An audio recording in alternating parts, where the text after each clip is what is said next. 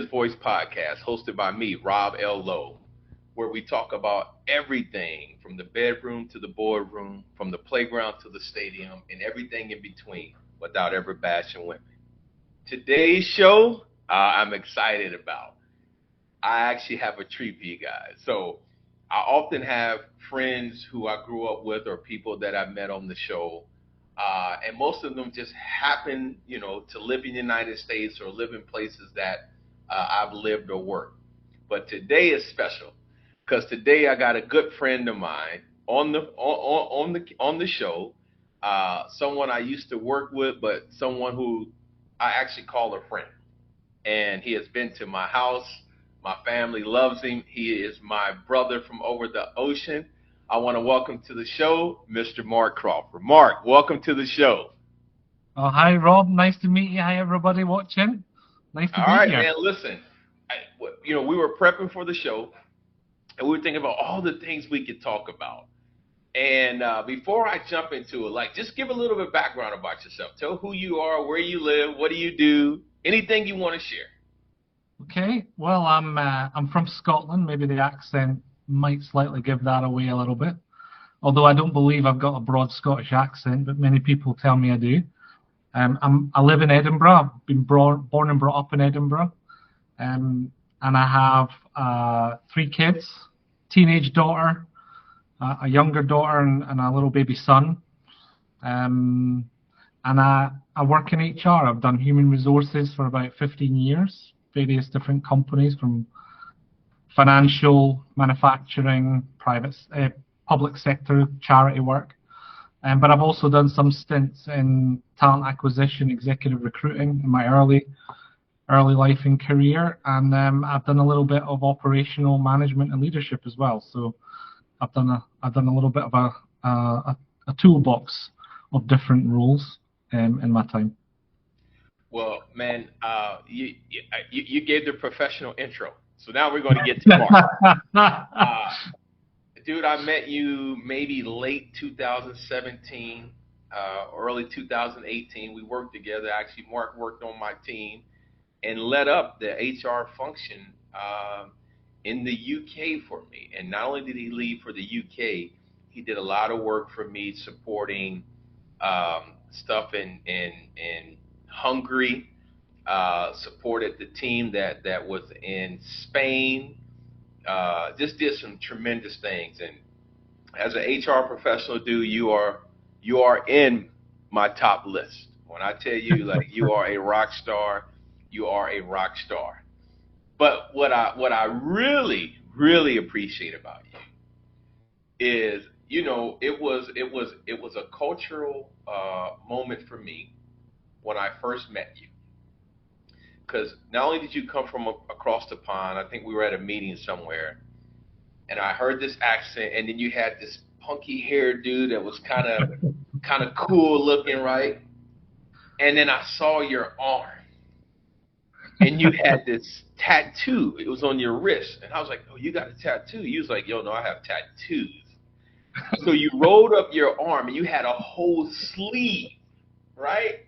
And then you had a bunch of tattoos. I was like, dude, you can do that in the UK? Like, no one says anything about tattoos of that nature when you're working?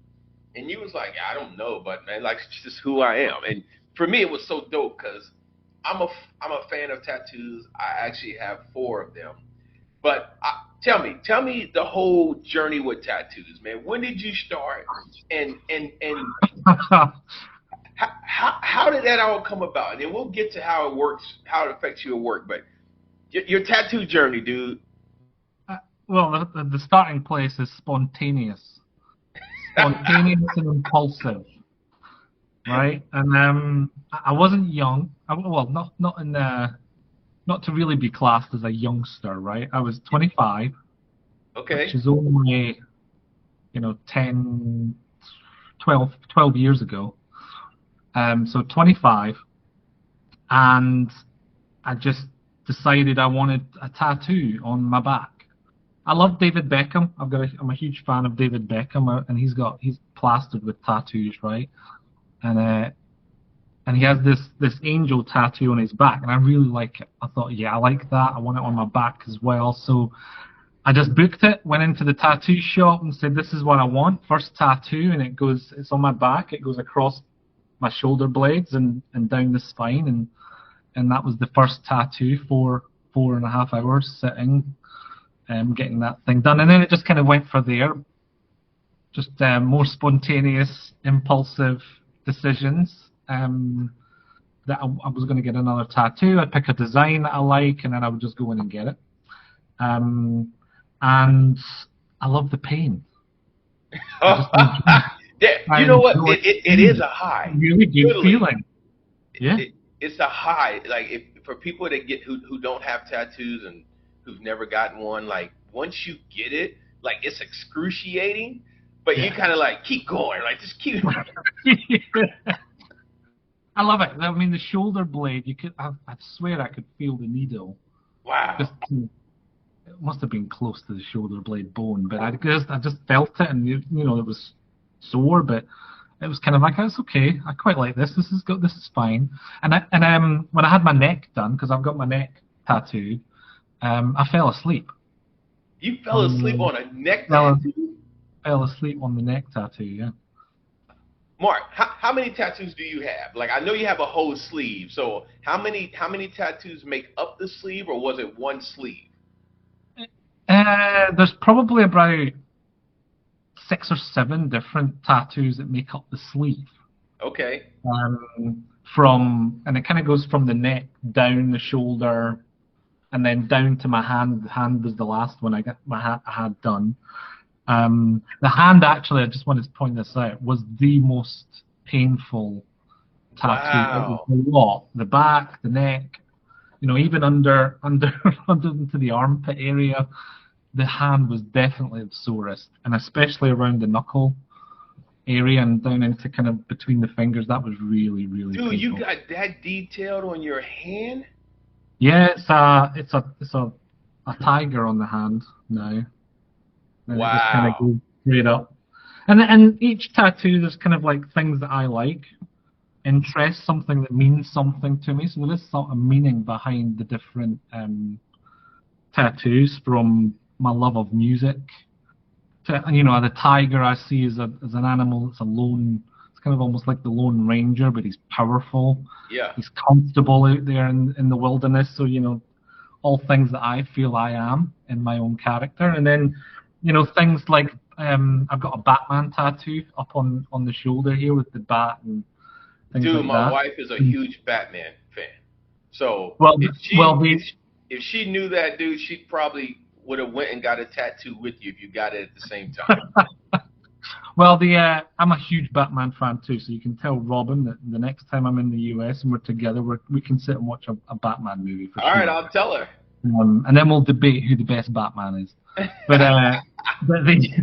my wife's nephews and nieces, they actually call me Batman. So we convinced them that in the evenings when they're in bed sleeping, I'm out there fighting crime. So they call me Batman. Dude, Mark, I have 4 tattoos, right? I'm going to get probably 2 or 3 more, but I have 4. I have one here, one on this arm, one on this shoulder, one on this chest, and one on this pec over here. And I got a couple others I'm going to get. But I remember after getting this one over here, it was smaller, I got it big, and I remember like, oh my God, like I'm gonna walk in corporate America and they're gonna see my tattoo, right? Right. And it's a tattoo of a rose, and it has my mother and my grandmother's name because they passed away. But I remember being very self-conscious about, will people think I'm less professional because I have a tattoo, right? So what was your thought process when you started getting these tattoos? Did it ever cross your mind that there might be a backlash or repercussions of getting these cool tats and then trying to work in this thing called corporate America? Probably the early days, yes, right? I mean, starting your tattoo journey with the back. Yeah. That's safe, right? Nobody sees that unless you're on the beach.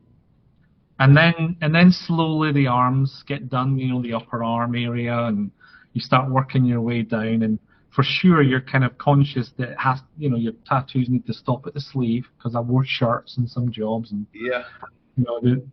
You had to look professional. But for sure, but something happened. For sure, I can't put my finger on it, but something happened where that kind of like you are who you are, that authentic part of you took over, and where you would accept that it doesn't matter if people judge you. You can't control that, but as long as you're happy and you're comfortable in your own skin and what you put on your own skin, then it's fine. And that's where actually the neck was before the hand, right? So that, I mean, you couldn't get any more visible than the neck and the shirt. The shirt does kind of, but you can still see the tips.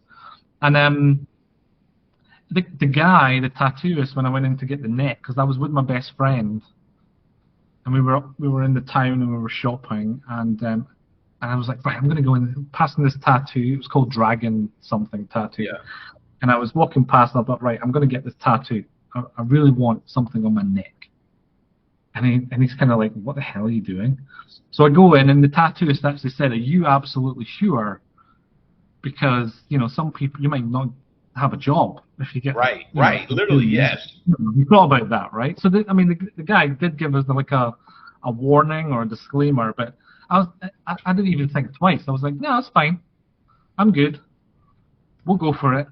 The same day, I had my ears pierced as well. Oh, okay, dude. You just hit a spot. So, before I met you, someone who we both know described you to me as like, he's different, man. Like he's a little out there. Like he. You almost think he's kind of like a rock star, right? That's how they described you. And I met you, I was like, yeah, he is. He's totally cool with me. I love it. But you said something. You said, being able to get to the point where you're comfortable in your own skin. Yeah. In my early career, in my 20s, I finished grad school in my late 20s. I had a job, and some things happened. Some interesting things happened. So there's a couple stories. One, I had a goatee, and I went to work for a large consulting company. And I remember I came in, and like the second day there, someone told me like, yo, you need to cut off your goatee. I was like, yeah, I'm not cutting off my goatee. Wow. Well, here in our culture, we don't wear goatees. Like, it's just it's not professional. And I was like, it's a goatee, right? That's kind of my security, my thing. And I remember I tried cutting it off once or twice, and after that, I was just like, yeah, no, I'm rocking it. And whatever comes with it, because it really was something that I was very comfortable in doing, and I didn't feel like wearing a goatee took away from my professional demeanor, appearance, capabilities. And the other thing is, in my 20s, I used to wear a diamond earring. I used to have a stud. So in college, I had a big hoop, like a woman's hoop. Had a big hoop, and I had my nickname Junie made in the little gold engravings like they had when we were younger, and it hung at the bottom of the earring. So then I switched it, and I got a small earring, and I used to wear diamond studs. So in my wedding picture, I had a diamond earring in. And I remember going to one of my jobs early in my career, and someone made a comment about it. And I came home, and I took it out. I think I took it out in 1999, and I've never ever wore an earring since then. And so in June of this year, I walked away, corporate America, to do the podcast, to finish my book and do some other things. And I've been contemplating, like, put my earring back in, because my goal is to grow my hair long and let it hang and be curly, and like literally just live a modest life and walk along the beach and have coconut water, like, but put my earring in. So that's the second one. So the second one that was the earring. And then here's something that happened to me. This was crazy. I worked for a company. I can say the name. I worked for Alcoa. Great company, great experience. This wasn't bad. But I remember being at a meeting in Crawfordsville, Indiana, right? Sometime in the mid 2000s. And I had on a diamond watch that I bought. It was an Aquamaster. It was like 2 carats of diamonds in the face. And I was in a meeting, And we're in a conference room, and I'm presenting, and I speak, and somebody says across the room, "Hey, are those real diamonds?" I was like, "Yeah, they are. Like, we pay you that type of money that you will wear diamond watches like that to work?" Wow. And I just looked at him, right? Like, I was like, all this stuff I'm saying up here, and you're worried that I got a diamond watch on? And Mark, what went through my mind is, you're stereotyping me. I know what you're doing, Hmm. right? You're stereotyping me like he's one of those guys that are flashy. He wears diamonds, and so that day I was literally so hurt. I was in Indianapolis. I left work. I took the diamond watch off, and I gave it to my cousin, a Wow. 2 carat Aqua Master, and I never wore it again. And Okay. and so when you talk about the earring, when I saw you with the Mhm. tattoo, like, it was so refreshing to me, because you reminded me of who I once was, and to some degree who I wanted to be again. Like, I really wanted to be my authentic self. What you don't know is, after we met and developed a friendship, I started wearing short sleeve shirts again, right? Because Yeah. I would only wear button downs because I didn't want Yeah. people to see the tattoos. But I Yeah. was like, listen, it's a tattoo, and if you got a problem with that, then that's something you got to deal with, because generations Hmm. have changed. People are working from home. You're worried about a tattoo, and your vice president or your CFO is on the phone with a collared shirt on and their drawers, right? And you're worried about a tattoo, right? Just don't ask them to get up, because you're going to see something you don't want to see. Yeah, for sure. Um, were there ever moments, though, when you walked into corporate America, a place or anywhere, where someone kind of gave you that Oh, look? for sure. I mean, 100%, Rob. I mean, when I got the neck tattoo and the earrings literally the same day, Yeah. and I mean, I didn't wear just earrings that were hidden away, Rob. I mean, both ears were done, not one. And Ah! and they still are today. I mean, I haven't got them in today, but yeah, they're wear my earrings when I'm out. And I didn't have. I mean, I went straight for the diamond earrings. I was like both ears, diamond earrings, Yeah.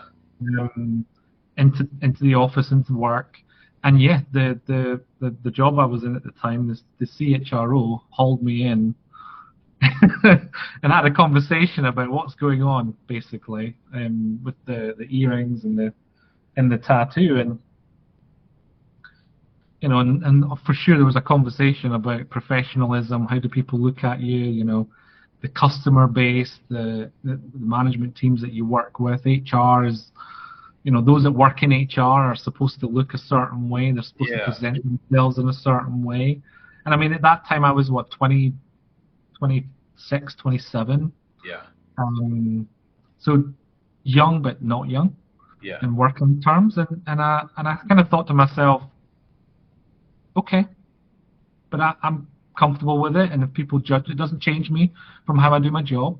Yeah. And I'm going to continue it. And I just got on with my job. Now I didn't stay in that job for much longer. Um, I moved on to other things. But yeah, when I was going through interview processes, these things would come up, and you could always tell Right. because the person would talk about how important how presentation was Yeah. and Yeah. Giving appearance. you hints. These types of buzzwords would come out, and I'd be sitting there thinking to myself, I know exactly what you're doing, and I'm not going to get this job. And actually, if I got the job, would I actually want to be Well, here? Is that there, where I there it want to is, be? right there. Right? Am I going to be happy in that workplace? And so I went through lots of different roles. Most of them were fixed term positions, as I was going from role to role. But do have to say that the role I'm in today and the company I work for today allows me to be that authentic Awesome, dude. self, right? I don't feel I have to be anyone different. And if I decide to go and get another tattoo on, another part of my body that might be visible, then obviously not maybe the face. I'm not going the whole Tyson look, but um, I know who you work for, and so I will say kudos to the folks in that organization, and to the folks that we both know that helped you grow outside of me. It just wasn't me, but there's some other folks. Um, they know who they are. I won't say their names, but kudos to you for recognizing that Mark was truly or is truly an exceptional talent, and his tattoos are not derailers. If anything, they literally are a conversation piece. Yeah. Here's what I tell people: like, people think about diversity, equity, inclusion, and they think about race, gender, disability, social identity, whatever. But man, like, it also is embracing people who come in who look different, who have different interests and different social Yeah. styles, right? And you embody that. I'm telling you, Thank you. you, uh, Sylvia, Lindsay, John, and Patricia, right? I Mm-hmm. brought to my house. I wish I could show the video and drop it on this clip, but I won't do that to you. But I've never in 23 years in my career ever invited my staff to my house or members of my staff to interact with my family. And I was just so appreciative of you and the rest of them. You guys are just so incredible, man. So, well, when you get your next tat, let me know. By the way, the plan is to come to the UK. I think me and Robin are due a trip. We talked about it. Yeah. And so if we come over together, dude, let's go get a tat. You probably don't have any more room, but I'll get one No, while I'm in. there's enough space. All right, dude. And the next tattoo, I always book days as well, Rob. I never do just like an hour sitting. I have to book an entire day to sit and get something done. So I don't do small, little slots, Rob. So just be Well, warned. listen. This was like 3 hours, Okay. 2 hours, 2 hours. This was the smallest one. So yeah, I don't get baby tattoos either. Don't worry about it. I usually get very detailed tats. Scotland, growing up in Scotland, being Scottish. What do you think are some of, you've traveled the world, you've been around. What are some of the stereotypes that you have heard or seen either in person, your experience, that people have of men in Scotland? I'm asking that question for a reason. I'm going somewhere, but what are some of the stereotypes? Well, that we've got all ginger hair, or redheads. Redhead, ginger hair, right? Maybe gingers, we call them ginger. Yeah. That we wear kilts all day with no underwear under it, right? We've got incredibly big socks. Wow. Okay. Things like that. What about you drink scotch all the time? And we always drink scotch, right? Or whiskey. We don't necessarily call it scotch, but we just call it whiskey. We call it whiskey. And that's it. I mean, haggis probably comes up a few times. Okay. Haggis being an animal, and where does that? Yeah. Once people find out what that actually is and how it's made. There's some funny little looks around there. You remember the little thing we saw in that one office? You remember what I'm talking about? We was like, dude, you can't have that in your office. Oh yeah. Yeah, they do that further north in Scotland. Okay, all right. Here's one for you. I know the story, so I want you to tell it. Yeah. Dude, you share with me your wedding and your bachelor party, right? Or your wedding. Oh yeah. What did you wear to your wedding? What did you and your groomsmen wear to your wedding? We on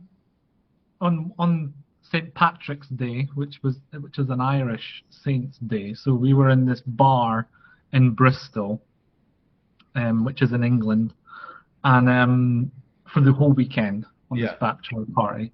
My wife would not allow me to leave the country. That was the warning of to the groomsmen. They were not to take me outside the country. So we went down to Bristol on Paddy's weekend, as it's called. So everyone's dressed up as if they're leprechauns and Irishmen, and you've got us in there with kind of these bright pink tops, kind of Scottish emblems on them and things like that. But I was dressed as the stereotypical Scotsman, right? So I was in this bright pink t-shirt with the ginger hair and the tartan cap, and then this kilt that just barely covered this, enormous penis that I had to carry around with me because it was so long. It was a fake one, right? It was you decide.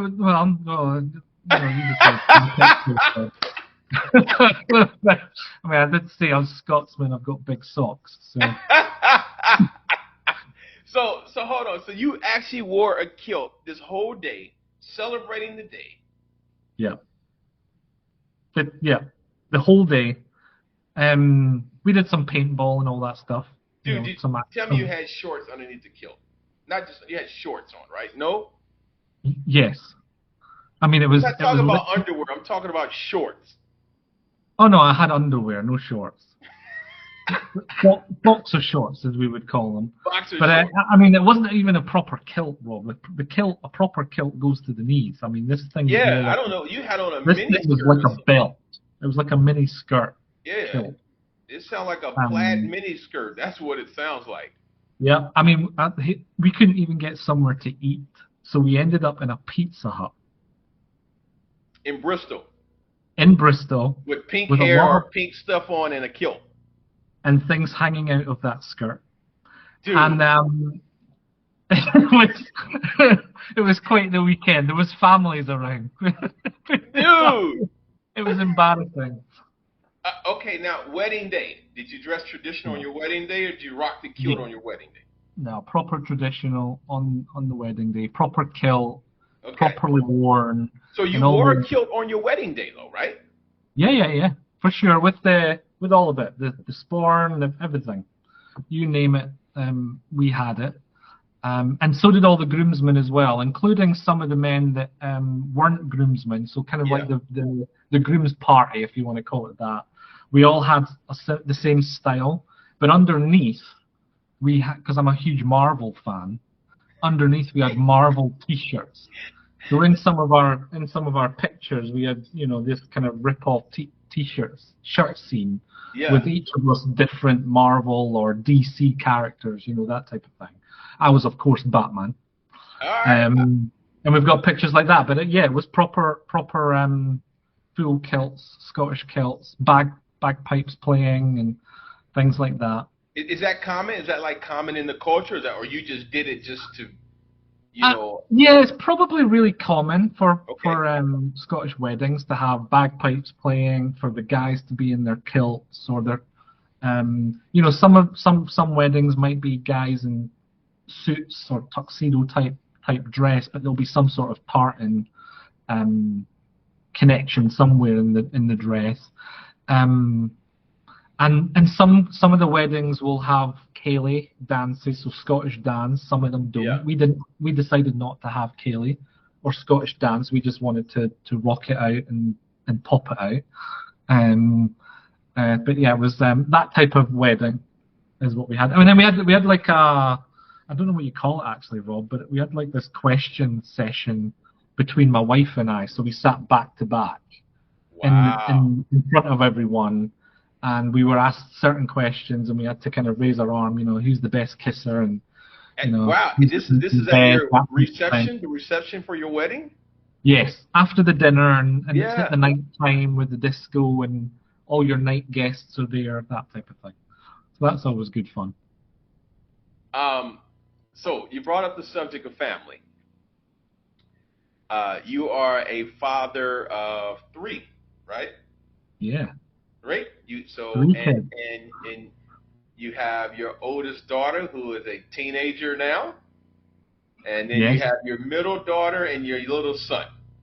Yeah, that's right. And your wife is Christy. Kirsty. Kirsten. Okay. All right. So tell her I said hi.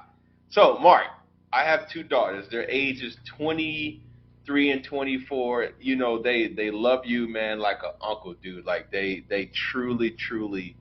When I told them that I was doing this podcast with you, it's like, they would tell Mark I said hi. Like, my family loves you, dude, really loves you. I remember the days of having a teenage daughter. I had 2 of them, dude.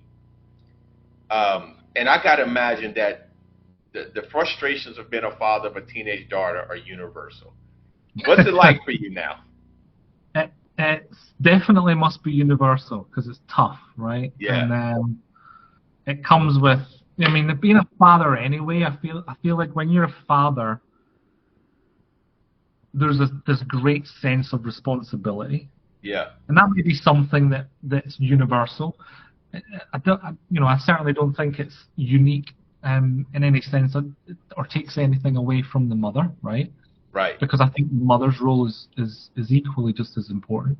But I do feel that the father's role has a weight of responsibility because um, I feel I'm the protector. I'm responsible for protecting the family, for teaching the family, for caring for the family, Yeah, and through different things. And I think when you're a father of a daughter in a world that is crazy at times, yeah.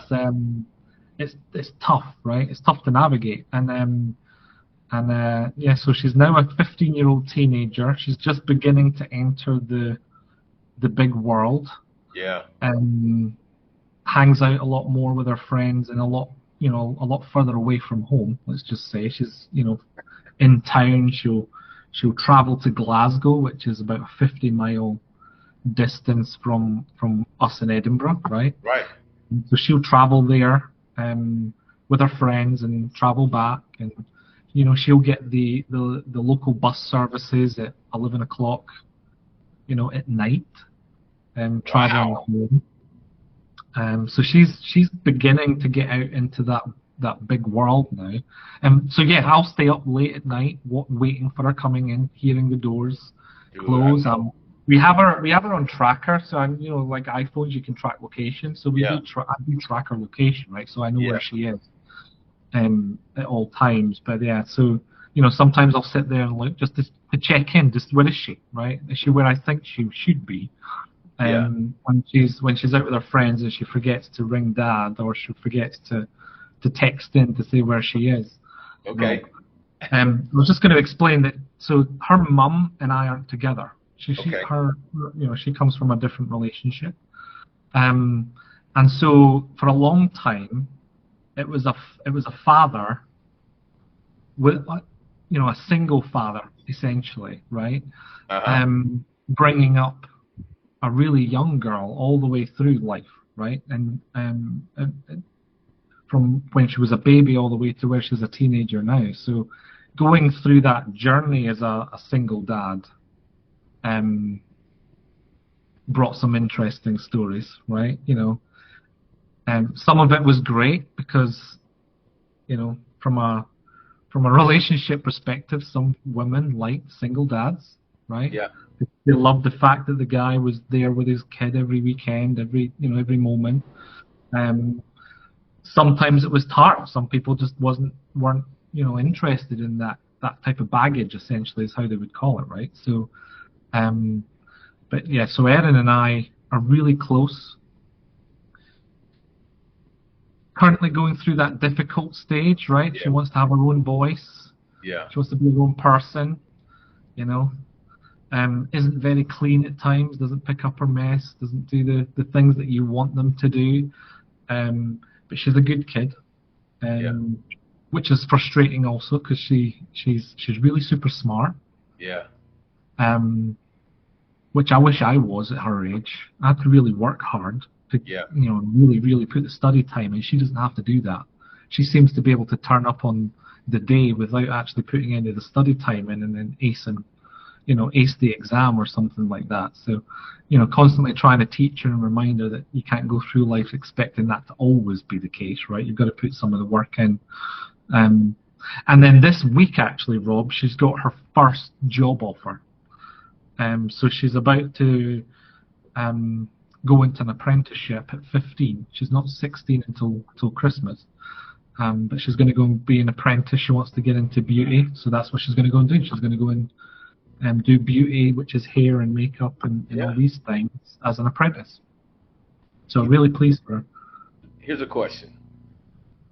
What have you learned about yourself as a result of watching her and your other two children grow? What have you learned about yourself? The first thing that comes to mind is patience. Okay. I have a lot more patience than I thought, than I thought I had, really. Uh-huh. I think, and I think that maybe is something that comes with being a parent. You've got to be patient. Um, I also have to say, I probably resilience as well. I mean, it was tough being going through that kind of blended family approach, and I've also learned that I enjoy being a dad. I enjoy the time that you have, um, just sitting watching them, just taking that moment just to sit and watch them play, watch them talk, Yeah. listen to what they're saying. Um, it brings you so much satisfaction when you're going through those moments. One of my best memories of our friendship is when you came to the U.S. and I took you to Longhorn, and I Yep. got you the blue cheese crusted steak. Yeah. Oh yeah. You're like, oh my gosh, Rob, what is this? What's your That was favorite meal? delicious. Man, listen, I had to lay off of it because I picked up so much weight. So it is delicious. What's your favorite meal at home in Scotland or just at your house? What's your favorite meal? Oh God, breaded chicken. I'm like Fried chicken. vanilla. Fried chicken. I would literally have bowl after bowl of fried chicken or breaded chicken Uh huh. with whether it be mayonnaise or ketchup. That would do me fine. Not a problem. Really? Yep. Or I would, close second, I would say a bowl of cereal. Oh, dude, I grew up on cereal, dude. Just a bowl of cereal. It doesn't matter what time of the day, breakfast, lunch or dinner. A bowl of cereal would do me no problem. I would love that. My favorite meal before I changed my eating habits. As a kid, my favorite dish was or were hot dogs and pork chops. And then Oh, I nice. gave up pork, and then my favorite dish was hot dogs. Like I'm a hot dog junkie, so I had to give up hot dogs, and it wasn't really healthy. And then I was on this pepperoni pizza kick, and then I went vegetarian for 9 months, truly vegetarian, and I just added chicken back to my diet. And so Yeah. now I gotta be careful because I'm hooked on these Popeyes chicken sandwiches that they have over here in the States. Incredible, dude. It, That for me sounds like heaven. I would literally just have popcorn chicken, fried chicken, anything that American restaurants is perfect for me. Suits me well, perfectly. now in the last 2 years I started smoking cigars, right? So, Hmm. hey, anybody from Drew Estates, please know I am your biggest connoisseur of leather rolls or fat bottom Bettys. So if you want to endorse this podcast show, please find me.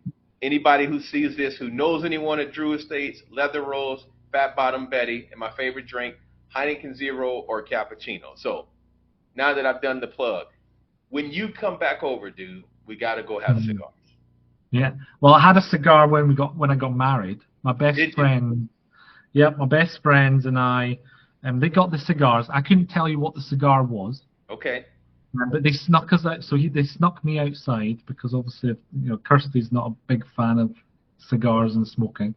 But so they sneak me out, and we've got our Jack Daniels, with our cigar, and then we're just standing outside in our kilts, you know, the jackets are off, and we're kind of in our waistcoats and things, and we're just standing outside, smoking our cigars and drinking Jack Daniels.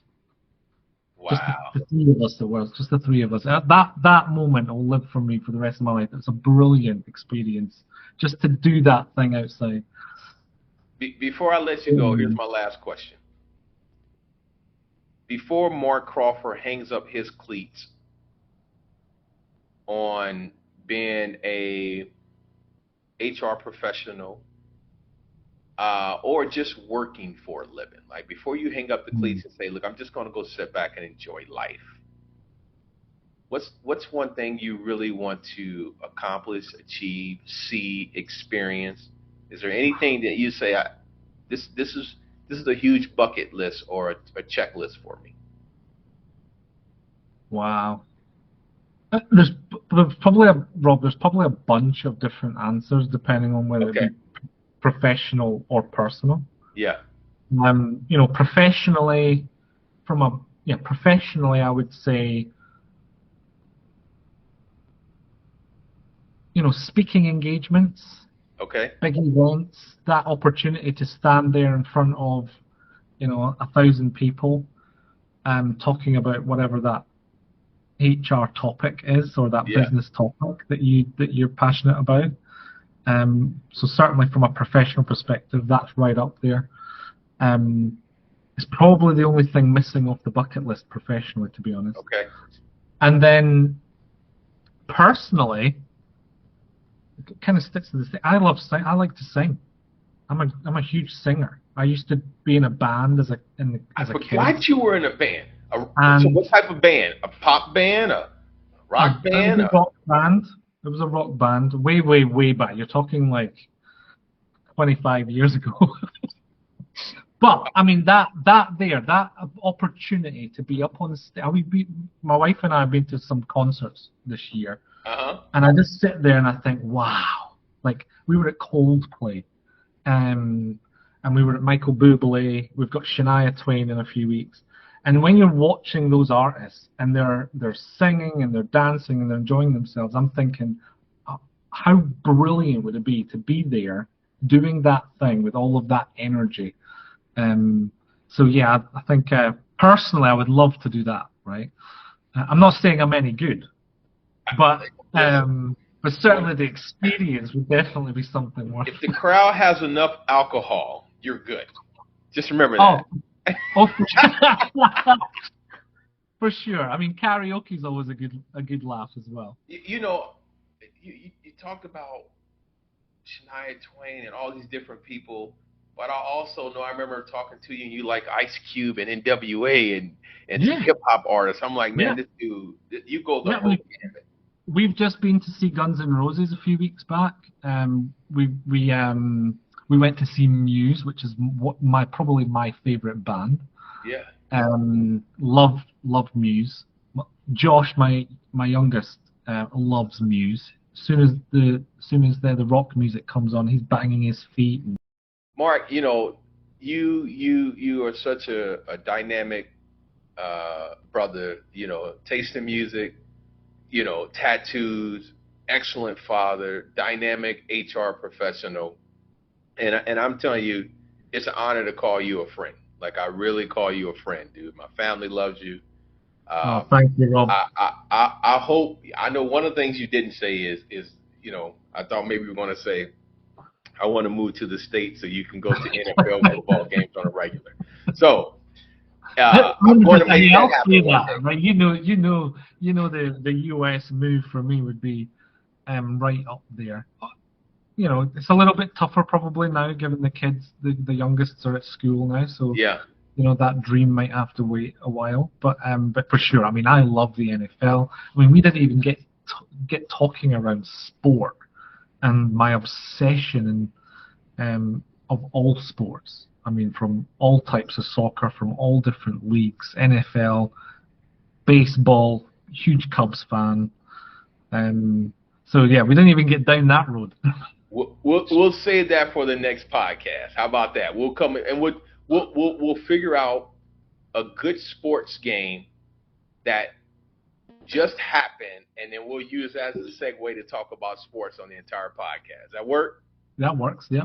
By the way, if you haven't, go check out, the highlights from the Colorado football program and Texas Christian University, because Deion Sanders is the coach. Oh. And you have to go follow the backlash that he got about when he transferred and took over that team. He took a 1-11 team. They were 1-11 last year. The average span of loss was about 29 points, and they beat the number 17th ranked TCU, Texas Christian University, who also played in the national championships against Alabama. Wow. So people thought that Deion's team was going to get blowed out. They beat them at home. So you're a sports junkie. You're a U.S. sports junkie. Go to YouTube. Go watch it. We'll debrief. Man, thank you for joining the show. No, thanks for the time, Rob. Nice to be here. Thanks for the invite to join. I love the conversation. All right, man. Tell the family I said